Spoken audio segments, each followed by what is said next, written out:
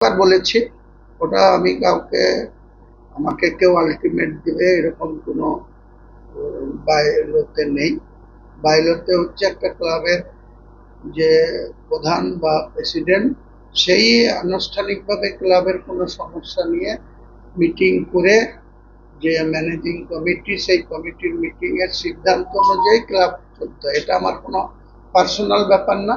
হ্যাঁ, আমি check issue করেছি ক্লাবের নামে, ক্লাবের অ্যাকাউন্ট হোল্ডার তো আমি, আর আমার পার্সোনাল অ্যাকাউন্ট থেকে আমি একটা গ্যারেন্টি টাকার চেক দিয়েছি। সেটা আপনাদের কাছে বারবার এটা প্রশ্ন করারও কোনো মানে হয় না, আর আমি এটা নিয়ে বারবার কোনো কথা বলতে চাই না।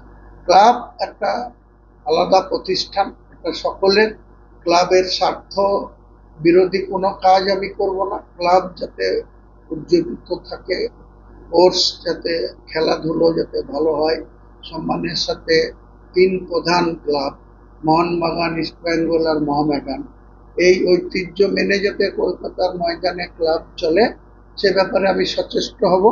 এ ব্যাপারে কারো কিছু বলার থাকলে ম্যানেজিং কমিটির মিটিংয়ে বলবে, সেই মিটিংয়ের আলোচনার কথা পরে জানা যাবে। আমি অ্যাডভান্স কোনো কথা বলবো।